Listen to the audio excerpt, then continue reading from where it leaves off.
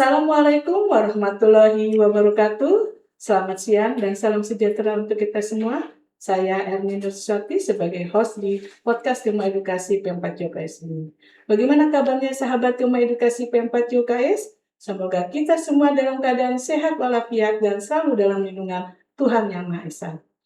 Baik, sahabat Gema Edukasi P4 UKS, sebelum kita mulai untuk obrolan asik ini, alhamdulillah kita sudah hadir narasumber kita yang sangat luar biasa, keren, mantap, yaitu Bapak Amrul Asmi, MPSI, psikolog, yang akan menjelaskan tentang bagaimana strategi kepala sekolah dalam meningkatkan kompetensi kelulusan peserta didiknya dengan memanfaatkan dana CSR dengan program magang di perusahaan-perusahaan yang bonafit. Baik, sebelum kita mulai, izinkan saya membacakan pantun untuk sahabat Gema Edukasi P4 UKS. Tolong dibantu ya sahabat semuanya dengan kata cakep. Pergi ke taman memetik melati. Harumnya semerbak di pagi hari.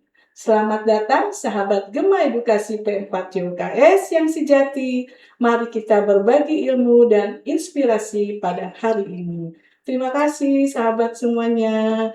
Baik, sahabat Gema Edukasi P4 UKS, hari ini tadi sudah saya sampaikan kita kedatangan tamu yang sangat luar biasa, yaitu narasumber kita, yang kita panggilan akrabnya kita panggil dengan Pak Asmi saja ya Pak ya, biar Baik. kita lebih akrab. Bagaimana kabarnya Pak Asmi? Alhamdulillah sehat Bu Erni. Alhamdulillah ya. Kita lihat dari wajahnya penuh berseri dan semangat. Insya Allah hari ini kita mendapatkan ilmu yang bermanfaat dari Bapak Asmi untuk sahabat Gema Edukasi P4 UKS ini. Baik Pak Asmi, sesuai dengan kita temanya hari ini, kita ngobrol-ngobrol ya Pak Asmi ya. Baik Bu. Kita ketahui Pak Asmi kalau bila lulusan dari SMA atau khususnya SMK pada saat ini masih merasa asing dengan dunia kerja dan belum siap secara mental maupun kompetensi. Nah, siswa yang seharusnya mendapatkan program magang di tempat yang tepat atau industri yang tepat dengan kegiatan yang bersifat praktikal, bukan bersifat administrasi. Nah, untuk itu bagaimanakah strategi menurut Bapak Asmi tentang data mengenai di mana siswa lulusan SMK kita ini sesuai dengan data BPS per Agustus 2024 menunjukkan bahwa lulusan SMK ini masih menyumbang tingkat pengangguran terbuka atau TPT tertinggi di Indonesia, yakni sebesar 8,63%. Nah, apakah sekolah-sekolah tersebut mendapatkan kesulitan dalam mengajar sesuai dengan kebutuhan industri? Bagaimana menurut Bapak Asmi? Silakan Pak. Ya, jadi kalau menurut saya pengangguran SMK di angka 8% itu adalah akibat dari kita gitu ya, kurang mempersiapkan siswa SMK kita ini untuk masuk ke dunia industri gitu.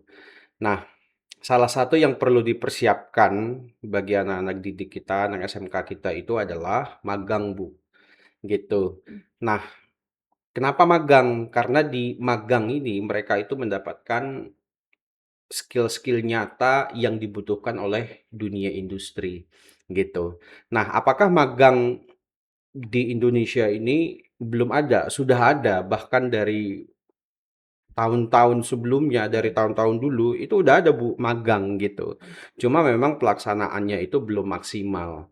Sehingga kompetensi dari siswa-siswa SMK itu kurang memenuhi kebutuhan dari dunia industri gitu. Nah, anak SMK ini dikirim pergi ke pabrik untuk mereka mengikuti belajar di sana bagaimana cara pabrik itu berproduksi. Tapi mereka itu, menurut hemat saya, itu tidak punya semacam jurnal magang yang divalidasi oleh si industri. Kan si industri itu harus memvalidasi bahwa si anak ini harus memiliki kompetensi A, kompetensi B, kompetensi C, dan seterusnya. Sehingga ketika si anak SMK ini datang pergi magang ke pabrik, si anak SMK ini mendapatkan materi-materi atau mendapatkan praktik-praktik yang memang dibutuhkan oleh si industri itu, gitu. Terus yang kedua, mentor magang.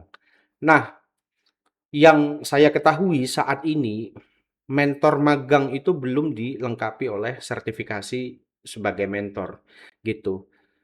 Mentor di perusahaan itu Senin Kemis, Bu. Itu Senin Kemis. Luar biasa ya, Pak. Iya.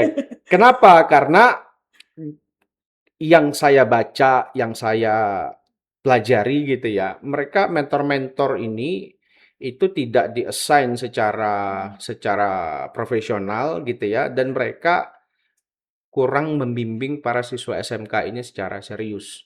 Jadi hari ini bimbing, besok enggak. Mungkin banyak hal karena kesibukan dan lain sebagainya. Sehingga siswa SMK itu ketika dia pergi magang, itu cenderung tidak mendapatkan apa yang sebenarnya mereka harus dapatkan di industri itu, gitu. Nah, terus yang ketiga, kenapa banyak anak SMK itu yang nganggur? Nah, kurikulum yang ada di SMK itu sebagian besar saat ini itu tidak memenuhi kualifikasi atau kebutuhan si industri tadi. Balik lagi juga ke sana gitu. Jadi misal di SMK diajarkannya itu materi levelnya tuh level 3, tetapi di lantai produksi saat ini yang ada di pabrik-pabrik kita, di Cikarang, di Balaraja dan seterusnya, itu mungkin udah capai level 6 gitu. Jadi ketika si siswa SMK ini lulus, kemudian dia ikut seleksi di sana gitu ya, tertolaknya itu tinggi banget gitu ya, mereka tidak diterimanya itu probabilitasnya itu tinggi sekali gitu. Dan yang diterima pun itu industri dia harus melakukan training ulang.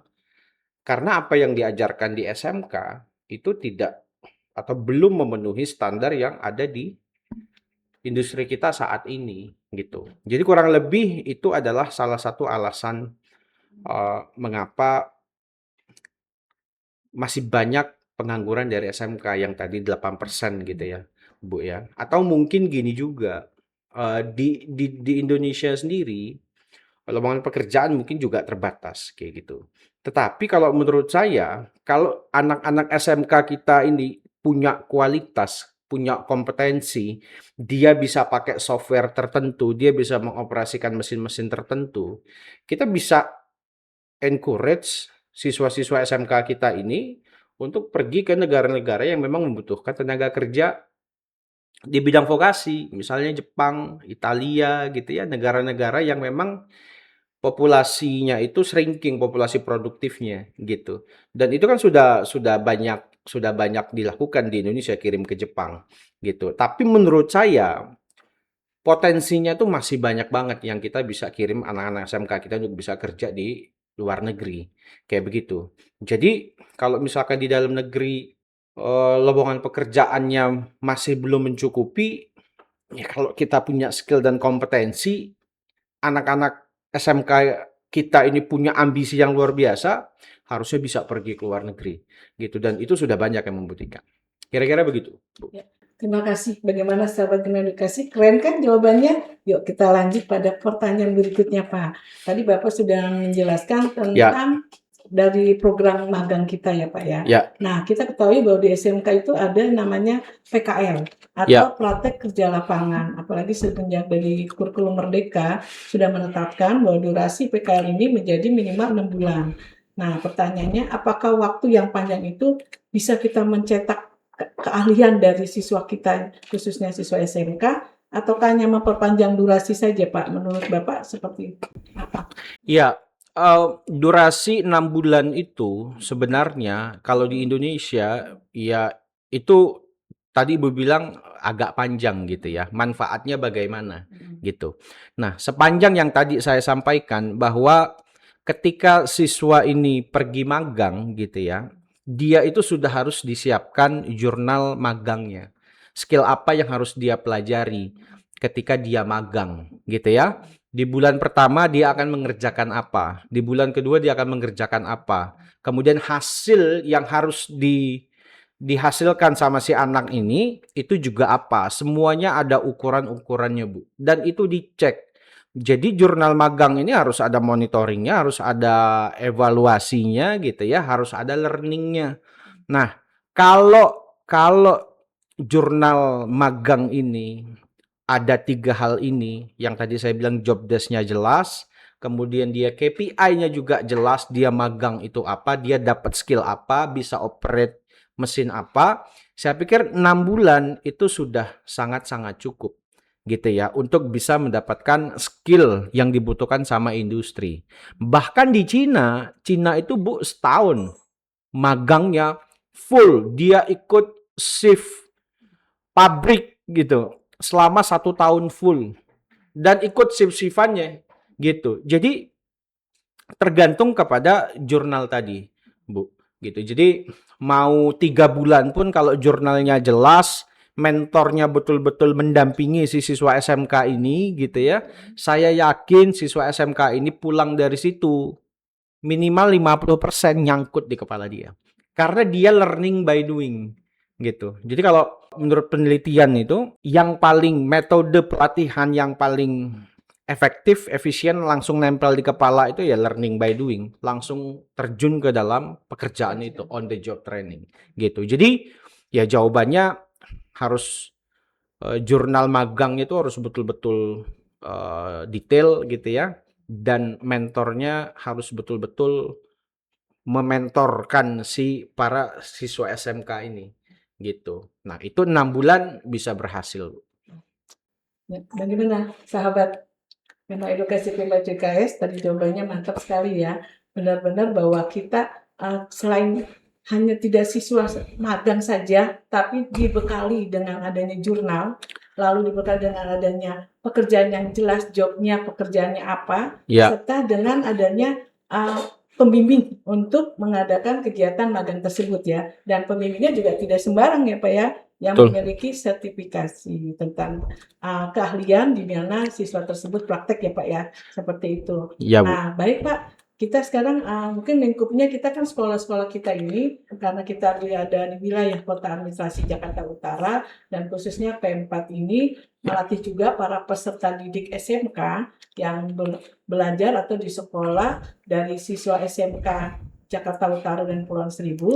Apalagi kita ketahui Pak di Jakarta Utara khususnya di Tanjung Priok ini ya Pak ya, kita banyak industri atau memiliki pelabuhan di mana sebagai jantung logistik Indonesia. Ya, Sesuai dengan data dari PDRB DKI Jakarta menunjukkan bahwa sektor transportasi dan pergudangan tumbuh pesat ya, sebesar 13,38% setelah pasca pandemi ini.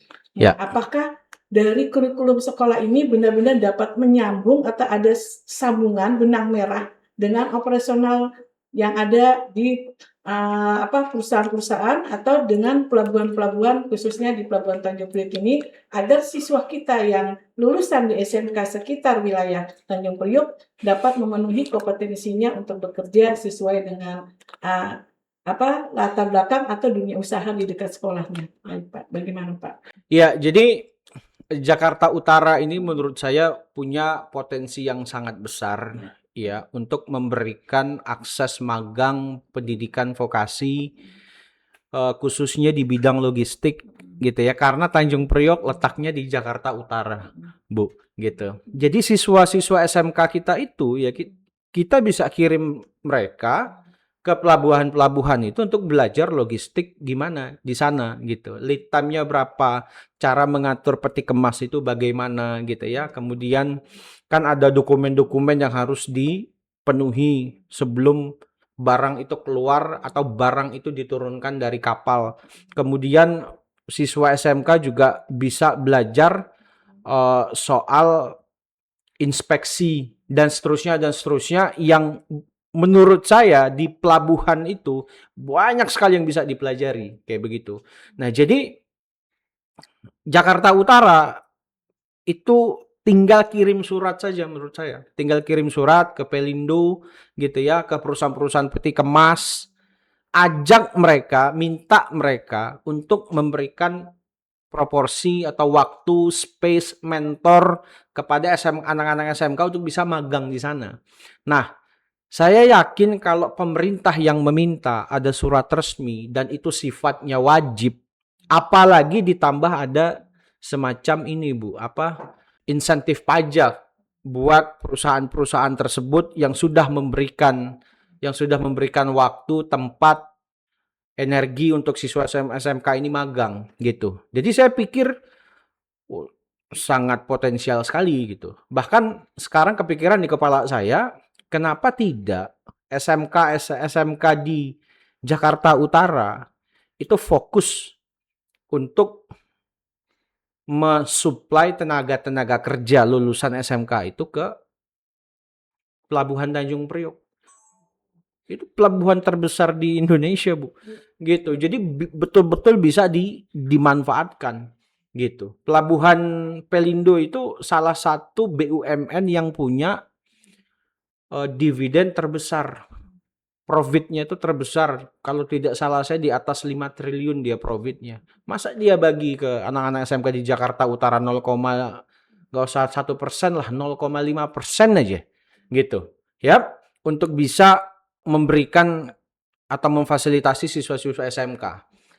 Dan tidak hanya siswa SMK aja, Bu. Jadi guru-gurunya itu juga bisa belajar di sana. Kalau di China itu guru-guru SMK ya, kalau di China itu SMK-nya disebut dengan Zhongzi, Bu.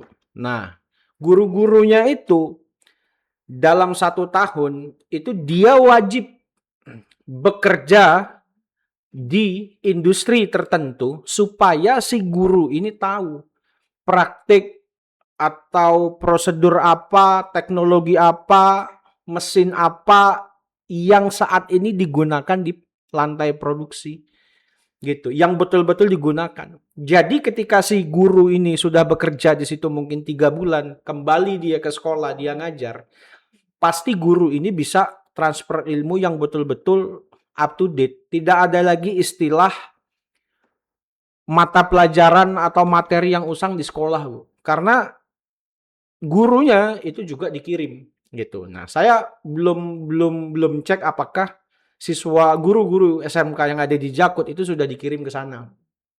Ke pelabuhan-pelabuhan itu untuk belajar gitu. Dan pelabuhan itu yang kerja di sana kan banyak. Puluhan ribu bahkan sampai ratusan ribu gitu kan. Jadi kalau tadi kita ngelihat ada pengangguran yang persentase SMK terbesar 8%. Nah, Jakarta Utara bisa langsung punya solusi gitu. Karena Pelabuhan Tanjung Priok adanya di Jakarta Utara. Nah, saya tambahin lagi, Bu. Di Jakarta Utara di Sunter kan juga ada pabrik otomotif, ada Toyota kan, Bu. Ada Honda di situ kan, Bu. Itu juga bisa kirim ajak mereka gitu. Saya yakin kalau pemerintah yang kirim surat, mereka responnya itu akan cepat kayak begitu.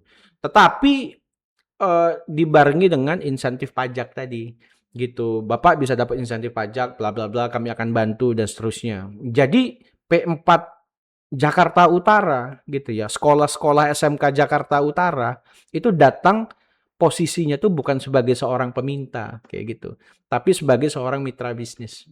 Gitu. Bayangin. Jadi Jakarta Utara ini pelabuhan dia punya, otomotif dia punya. Jadi kalau tadi pertanyaannya apakah berkaitan erat? Sangat berkaitan erat. Jadi itu yang perlu dilakukan. Kita aja bisa ketemu kan karena kami kirim surat kan, Bu, ke sini. Gitu. Jadi sepucuk surat bisa menambah teman, silaturahmi gitu ya. Nambah pengetahuan, pengalaman dan seterusnya. Gitu. Jadi hanya sepucuk surat tuh. Gitu. Nah, tadi untuk mencapai hal itu tentu sesuai dengan tema kita kan strategi kepala sekolah. Nah, Ya. bagaimana kepala sekolah sebagai chief networking officer? Menurut Bapak seperti apa itu strategi kepala sekolah supaya dapat meningkatkan kompetensi kelulusannya sesuai dengan kebutuhan industri yang ada di sekolahnya? Ya, ya. Nah, ini saya senang banget Ibu nanya ini, Bu, gitu. Karena selama ini kalau saya lihat kebanyakan kepala sekolah itu lebih banyak di dalam sekolah, gitu. Lebih banyak di dalam sekolah. Sebenarnya kepala sekolah itu ya, tugas-tugas internal itu bisa diberikan kepada wakil kepala sekolah atau diberikan kepada TU, gitu ya. Mungkin dari 5 hari waktu itu, kepala sekolah bisa hadir di sekolah itu 2 hari. 3 harinya kemana? 3 harinya si kepala sekolah ini melakukan networking. Networking kemana? Networking ke pabrik-pabrik, kirim surat ke pabrik-pabrik.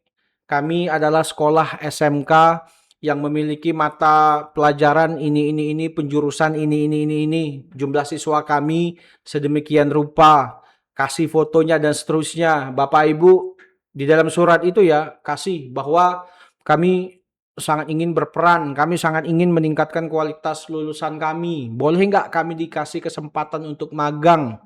Timbal baliknya yang tadi saya jelaskan, Bu, bahwa ketika Bapak Ibu, perusahaan Bapak Ibu memberikan kesempatan kepada kami untuk magang siswa-siswa kami di sana, gitu ya. Ada peraturan tuh, peraturan PMK. Saya lupa nomor berapa, mungkin nanti Bu bisa ingetin. Ada tax deduction gitu. Jadi kalau misal perusahaan itu ngasih ke kita 100 juta gitu ya. Karena anak-anak ini perlu makan, perlu ongkos dan seterusnya, kasih tempat magang.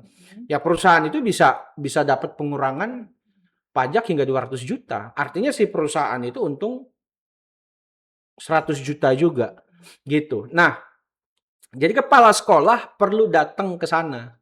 Perlu ketemu sama orang-orang di perusahaan itu, bina hubungan supaya terbuka jalan itu siswa-siswa SMK ini bisa magang di sana. Pertama, kedua, kepala sekolah juga bisa datang pergi ke event-event, pameran-pameran industri manufaktur, dan itu setiap tahun diadakan. Baik di J Expo Kemayoran masuknya Jakarta Utara, Bu. Kemayoran Jakarta Pusat. Jakarta Pusat. Nah, tapi nggak apa-apa. Bisa pergi datang ke Kemayoran, bisa pergi datang ke JCC. Itu setiap tahun itu banyak pameran-pameran yang seperti itu. Nah, jadi kepala sekolah itu ya tugasnya itu networking, buka jalan buat si siswa-siswanya, buka jalan buat sekolahnya. Kalau nggak kemana-mana, Bu, kalau si kepala sekolahnya nggak kemana-mana, gimana itu mau datang? Perusahaan-perusahaan itu gimana mau datang? Gimana pintu itu mau terbuka? Jadi kepala sekolah itu harus buka mulut. Kalau nggak buka mulut, Bu, debu aja nggak masuk. Gitu. Jadi kepala sekolah itu betul-betul harus kudu gitu ya, punya kompetensi networking. Karena zaman sekarang nggak punya networking susah. Your networks is your net worth. Artinya jaringan kamu itu adalah nilai kekayaan kamu. Sama Bu, di Islam juga kan? Di Islam juga sama.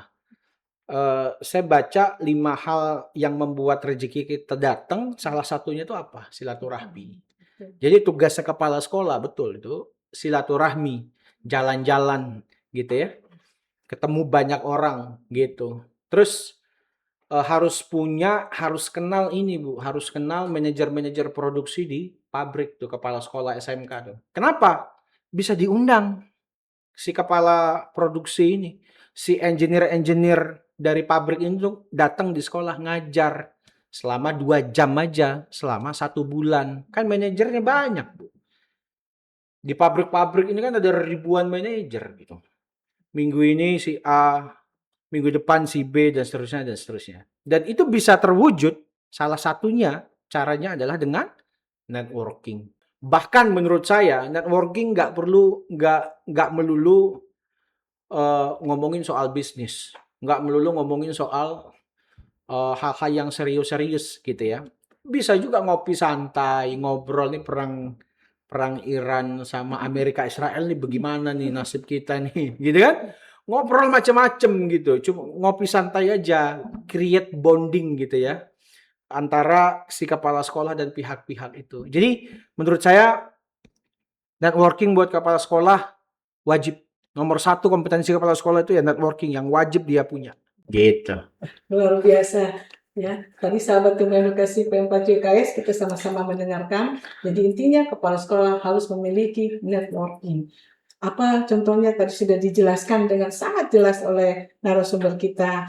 Di dalamnya kita ada delegasi birokrasi ya Pak. Lalu kita kepala sekolah itu juga harus turun langsung ke lapangan ya Pak ya. Harus dapat menemui para pengusaha sehingga dapat mempresentasikan keunggulan siswanya ya Pak. Betul. Jadi menjadi sosok yang dicari oleh industri saat mereka membutuhkan tenaga kerja yang terlatih. Luar biasa. Yuk kita beri jempol ya untuk narasumber kita dan untuk para kepala sekolah, khususnya kepala sekolah SMK, tambah semangat networking-nya. Baik Pak, kita lanjut Pak dengan pertanyaan berikutnya. Tadi Bapak juga sudah menjelaskan tentang super tax deduction ya Pak, sangat luar biasa tadi bahwa keuntungan saling timbal balik ya Pak dengan para pengusaha. Tentu juga kita akan membahas Pak tentang monitoring nih Pak. Tadi Ya. kan kita sudah siswa kita melaksanakan PKL. Nah, monitoring magang yang berbasis digital ini seperti apa menurut Bapak? Nah, jadi monitoring magang berbasis digital ini itu laporan magang progres setiap hari apa yang dikerjakan itu tidak dilakukan secara manual lagi via kertas gitu ya, tetapi sudah dilakukan via sebuah platform gitu. Nah, apakah di Jakut sudah ada platform saya belum tahu gitu ya, mungkin Ibu bisa jelaskan juga nanti. Tetapi sekarang itu kalau kita masih pakai kertas, pertama pemborosan, biayanya itu gede. Kedua, potensi hilang gitu. Potensi hilang. Ketiga itu ngisinya entar-entaran kayak begitu. Tetapi kalau ada satu platform ya yang memonitoring tracking siswa-siswa SMK ini magang, setiap hari mereka bisa update di situ. Hari ini job desk-nya, ini yang harus dihasilkan sama si anak-anak SMK yang magang di sana. Kemudian ada fotonya, kemudian ada check-in-nya, benar si siswa itu pergi magang ke pabrik A misalkan. Dan si mentornya itu sudah langsung bisa memberikan penilaian di sana. Sudah bisa memberikan semacam feedback setiap harinya. Jadi tidak perlu menunggu dilakukan di akhir masa magang. Karena kenapa Bu? Kalau ditunggu di akhir masa magang, udah lupa magangnya 6 bulan. Misal gitu ya. Nggak usah deh ngisinya 6 bulan sekali. Ngisinya sebulan sekali aja. Hari pertama, hari kedua. Kita udah lupa. Gitu. Karena kita ini, otak kita memorinya nggak kayak Einstein kan. IQ-nya 160. Gitu. Jadi kita perlu pencatatan berbasis platform digital yang bisa diakses dari mana aja pakai handphone gitu. Geotaggingnya ada, evidence fotonya ada, gitu kan? Nah, jadi itu yang perlu dibuat menurut saya, itu yang perlu dimiliki oleh bisa dibilang P4 SMK gitu ya, supaya kita betul-betul bisa memonitoring proses magang si siswa kita gitu. Karena jujur banget nih Bu, di Indonesia kita tuh sangat-sangat lemah di monitoring gitu. Nah, orang itu terkadang bukan dia tidak rajin gitu ya. Bukan dia tidak punya skill, tetapi karena dia kurang dimonitor aja. Kurang dilihat aja. Sehingga ntar dulu deh. Nah, saya mau cerita sedikit Ibu. Ada yang disebut dengan Hawthorne Effect. Hawthorne ini adalah semacam kawasan industri yang ada di Amerika, kayak Pulau Gadung. Tapi kalau di Amerika namanya Hawthorne, gitu ya. Nah, ada satu perusahaan, dia ingin meningkatkan produktivitas karyawan pabriknya nih. Buruh pabriknya ingin ditingkatkan produktivitasnya. Kemudian dia panggillah seorang konsultan, pihak ketiga, untuk datang ke pabrik itu, melakukan upaya-upaya supaya produktivitasnya naik. Lampu diterangin, naik nggak produktivitasnya? Enggak, Bu. Lampu digelapin, naik nggak produktivitasnya? Enggak, Bu. Lah, kemudian jam kerja dipanjangin, naik nggak produktivitas? Enggak juga, Bu. Kemudian jam kerja dipendekin, naik nggak produktivitas? Enggak juga, Bu. Terus dinaikin juga gajinya, naik nggak produktivitasnya? Enggak, Bu. Padahal udah dikasih tambahan duit gitu ya, tambahan enggak juga naik. Sama kayak kita Bu, habis libur lebaran. Besok udah masuk, aduh. Udah masuk lagi nih kerja nih, udah masuk lagi sekolah, ya kan? Padahal baru habis dapat THR, Bu. Dapat THR, dapat angpau, dapat gaji gitu ya. Tapi ternyata pas sudah mau masuk, kita gak berasa udah mau masuk lagi. Aduh gitu. Banyak yang bolos di hari pertama gitu kan. Nah, tetapi si konsultan ini terakhir dia lakukan ini. Dia umumkan bahwa akan ada pengecekan dan pengawasan serta evaluasi yang dilakukan oleh pihak ketiga terhadap setiap orang yang bekerja di pabrik ini. Kemudian itu betul-betul dilaksanakan setiap jam gitu ya. Itu ada orang yang berkeliling di pabrik bawa catatan. Padahal tidak ada juga yang dicatat, Bu. Tetapi karena si karyawan-karyawan pabriknya itu merasa dimonitor, merasa diawasi, gitu ya, seketika produktivitas itu naik, gitu. Nah, jadi kenapa saya cerita itu? Penelitiannya sudah ada, risetnya sudah ada, bahwa memang monitoring, evaluasi, pengawasan itu adalah item atau komponen yang paling penting dalam proses magang ini, kayak begitu. Jadi kalau ibu tanya, penting banget nggak? Sangat-sangat penting. Pakai apa? Ya harus pakai platform berbasis digital, bisa diakses dari handphone, dari mana aja. Gitu kurang lebih, Bu. Luar biasa. Ayo kita semangat ya para sekolah. Mari kita sama-sama membuat monitoring magang berbasis digital sehingga siswa kita yang melaksanakan magang di perusahaan-perusahaan kita dapat mengevaluasi, dapat melihat bagaimana caranya siswa kita itu dengan melalui ada bukti-bukti pekerjaannya dengan portofolio atau digital workbook ya Pak ya, tadi Ya. sudah dijelaskan. Tentu kita akan lanjutkan, ada beberapa pertanyaan lagi dari sahabat Kema Edukasi Pempat UKS ini, yaitu tentang sinkronisasi melalui analisis jabatan real. Itu apakah modul pembelajaran yang kita sudah ada di sekolah-sekolah itu mencerminkan apa yang dikerjakan karyawan, apa yang dibutuhkan oleh perusahaan atau industri-industri kita, Pak. Bagaimana menurut Bapak? Ya, jadi kalau seperti yang tadi saya sudah sampaikan, Bu Erni, gitu ya. Jadi sekarang itu istilah mismatch antara kurikulum di sekolah dan kebutuhan industri itu masih kita dengar sampai saat ini. Gitu. Seperti yang saya bilang waktu kita pertama kali ketemu, saya dengar ini Bu dari saya SD Bu. Sekarang saya sudah usia sudah kepala 3 gitu ya, saya masih dengar istilah itu gitu. Nah, jadi mismatch itu masih sangat terjadi kayak gitu. Dan siswa-siswi SMK gitu ya, mereka masih awam terhadap ada posisi-posisi apa aja di pabrik gitu. Jadi mereka nggak tahu tuh. Jadi mereka belajar ini mau jadi apa nantinya ketika mereka masuk ke dunia kerja, mereka belum ada gambaran kayak begitu. Makanya perlu dilakukan yang namanya job analysis. Perlu dilakukan yang namanya job profiles socialization. Disosialisasikanlah. Kalian belajar ini, nanti kalian itu akan bekerja sebagai posisinya A. Oke, kalian akan bekerja sebagai operator mesin A ya. Kalian akan belajar sebagai operator mesin CNC ya. Mereknya Shibaura ya, misal gitu ya. Anda nanti kalau fokusnya di PLC gitu ya. PLC Anda harus menguasai PLC merek Omron, PLC Mitsubishi, PLC merek Siemens, PLC merek Keyence dan seterusnya gitu. Jadi siswa kita itu perlu dikasih hal-hal yang demikian, dikasih gambarannya. Mereka akan jadi apa, kemana, sehingga motivasi itu muncul gitu. Nah, salah satu sistem pendidikan negara dengan sistem pendidikan terbaik di dunia, tetangga kita paling dekat sama kita, Singapura gitu ya. Sejak tahun 2021 mereka itu sudah mempromosikan sistem pendidikan yang menekankan kepada values driven namanya. Values driven ini isinya itu adalah values-values yang mereka harus punya gitu di kehidupan mereka dan itu diajarkan di sekolah. Gitu. Salah satu values driven yang ditaruh di situ adalah kamu mau jadi apa nanti. Sense of purpose. Gitu. Si siswa itu tahu kemana arah dia, mau melangkah kemana. Gitu. Minimal ada satu yang dia tuju, Bu. Tujuannya itu kemana. Gitu. Dia mau jadi apa. Sehingga muncul motivasi dari dalam si siswanya ini sendiri.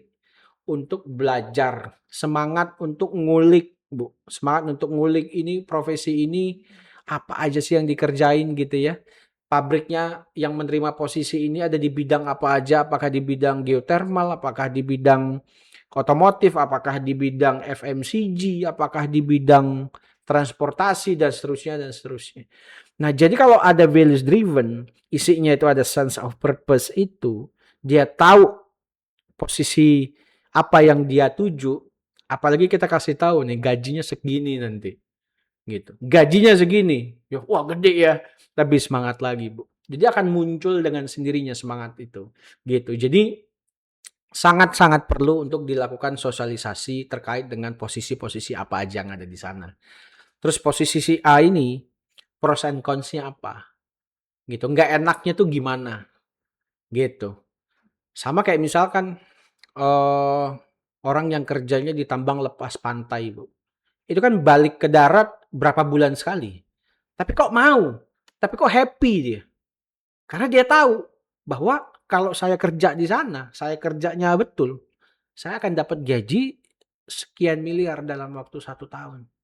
Itu kalau di Indonesia. Gimana kalau saya pergi ke Timur Tengah misal gitu ya. Pengeboran minyak lepas pantai. Dapat berapa nih gua nih? Ngitung lah dia. Wah buset nih. Bisa nih gua naik haji mak gua tiap hari. Bisa nih gua umroh tiap tahun nih kan. Bisa gua punya mobil sekian. Jadi memberikan semacam stimulasi masa depan itu akan seperti apa gitu. Dan itu sudah dilakukan sama negara-negara maju.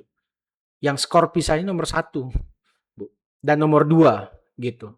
Singapura itu skor PISA-nya Bu nomor 1 di dunia. China itu nomor 2 gitu. Wah, Singapura kan Mas Asmi itu penduduknya cuma 6,1 juta. Kita kan 300 juta gitu. Susah kita. Jangan mikirnya kecepatan dulu gitu. China itu penduduknya 3,5 kali lipatnya Indonesia. 1 miliar lebih. Tapi mereka di skor PISA, mathematics, di bidang STEM gitu ya. Science, teknologi, engineering, mathematics. Mereka peringkat 2 setelah Singapura. Sempat juga di 2018 itu peringkat 1 China itu. Kayak begitu. Nah, jadi mereka dikasih tahu. Jiwa patriotismenya tuh dimunculkan di situ. Jiwa nasionalismenya tuh dimunculkan di situ. Gitu. Karena kenapa, Bu? Karena gini, kualitas SDM kita itu sangat berpengaruh terhadap perekonomian kita. Kita nih Bu ya, Ibu mungkin punya anak, mungkin sudah punya cucu juga. Belum, Pak. Belum, kita doakan segera punya cucu. Amin, insya Allah, Pak. Gitu kan? Kita ingin anak-anak kita itu punya rumah yang lebih baik daripada kita. Kita ingin anak-anak kita punya pekerjaan yang lebih baik daripada kita. Kita ingin anak-anak kita punya gaji yang lebih baik daripada kita. Gitu kan? Kita ingin anak-anak kita punya lingkungan yang juga lebih baik daripada kita. Nah, salah satu yang kita bisa lakukan yaitu dengan memberikan pendidikan yang layak. Kasih kesempatannya, buka seluas-luasnya. Kesempatan buat mereka dapat ilmu. Kayak magang ini. Si kepala sekolah wajib punya kompetensi networking, dia wajib keliling. Dia wajib keliling ke perusahaan-perusahaan untuk membuka pintu itu. Karena kalau ketika dia buka pintu itu, pintu kesuksesan siswa-siswa kita itu juga terbuka lebar. Nah, Singapura, saya cerita sedikit lagi. Singapura dan China. Singapura itu di tahun 1965 baru merdeka. Dia 9 Agustus 1965 Singapura itu ditendang sama Federasi Malaysia, Bu. Bayangkan negara kecil. Luasnya nggak lebih banyak masyarakat Depok, Bu, kayaknya. Ya kan lebih luas Jakarta Utara daripada Singapura gitu. Tidak punya sumber daya alam sama sekali. Bahkan air bersih dia harus beli dari negara tetangga. Nangis Bu Lee Kuan Yew pada saat itu. Dia bilang begini pada saat itu, it is a moment of anguish. For me it is a moment of anguish. Buat saya ini adalah momen yang sangat menderita. Nangis dia, tapi akhirnya dia sadar. Ternyata Singapura itu masih punya satu harta. Satu-satunya harta Singapura masih punya. Apa itu? Ya manusia. Makanya Singapura itu dia betul-betul investasi habis-habisan secara serius di bidang pendidikan.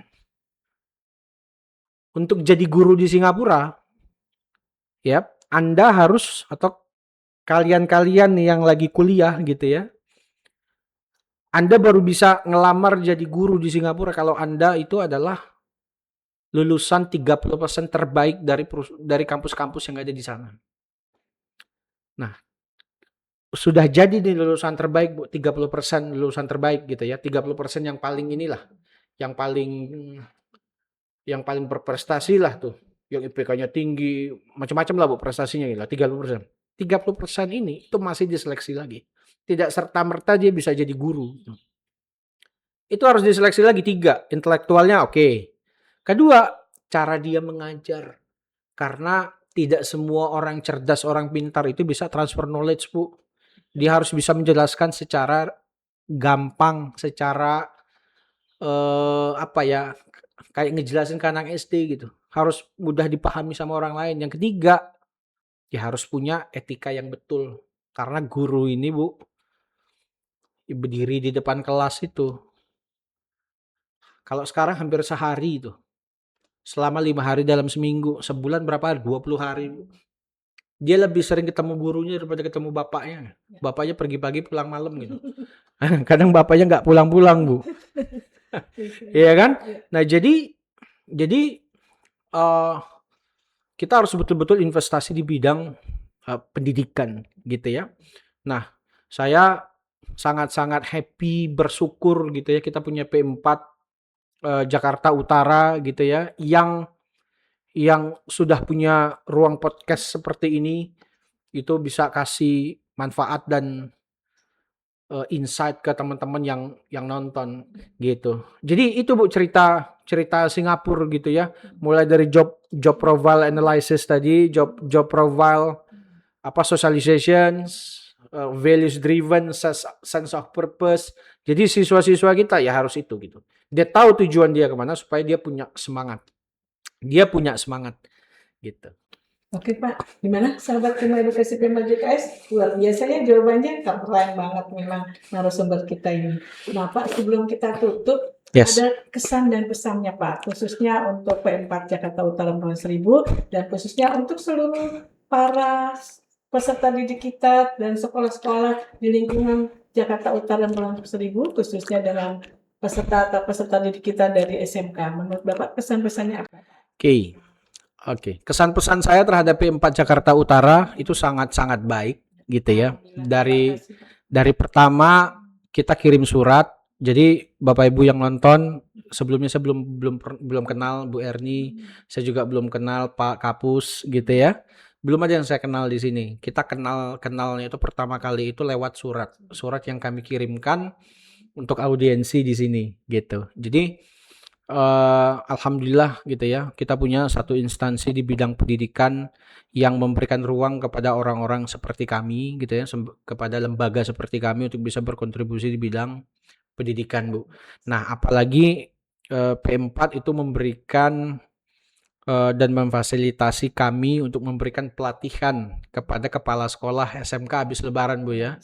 Habis lebaran ya gitu ya. Jadi kepala sekolah waktunya diluangkan harus datang ke sana karena tidak cuma teori yang kita akan kasih di kelas itu, di pelatihan itu, tetapi juga kita langsung praktek. Kita buka kesempatan seluas-luasnya untuk siswa-siswa kita untuk mencapai cita-cita mereka untuk bisa sukses gitu. Nah, jadi kesan saya juga kepada Pak Kapus juga sangat baik gitu ya. Dikasih waktu untuk ngobrol gitu ya. Saya juga banyak belajar. Kemudian dengan Bu Erni juga gitu ya, sudah diundang ke sini gitu ya. Belajar dari Bapak luar biasa. Sama-sama Ibu gitu ya. Pasti Pak Kapus, Bu Erni itu punya pengalaman yang jauh lebih banyak dari saya. Itu yang saya nggak bisa, orang-orang kayak saya Bu yang usianya masih cukup ini ya, masih milenial lah istilah, itu yang kita tidak bisa dapatkan gitu. Jadi kita juga perlu belajar Bu dari Pak Kapus, dari Bu Erni yang memang sudah makan asam garam kehidupan gitu. Itu yang nggak bisa dibeli, yang nggak bisa didapatkan secara instan. Jadi saya Azmi Am gitu ya, mewakili juga dari EBIT Learning, kami sangat bersyukur, happy gitu bisa berkenalan, berhubungan dengan P4 Jakarta Utara. Keren. Terima kasih Pak Asmi, luar biasa. Pak Asmi ini dari ability learning atau anak bangsa terampil. Luar biasa ya. Baik, jadi diskusi ini kita menegaskan bahwa masa depan lulusan kita itu tidak digantungkan kepada keberuntungan, tapi melainkan pada ketepatan data dan keberanian dari seorang pemimpin, yaitu kepala sekolah dengan networking-nya. Begitu pula dengan mari kita buktikan bahwa khususnya di Jakarta Utara dapat melahirkan generasi yang tidak hanya siap kerja, tapi siap memimpin industri di masa depan, karena keberhasilan dari para peserta didik kita adalah satu-satunya warisan nyata yang kita tinggalkan sebagai seorang pendidik. Seperti itu ya Pak, luar biasa.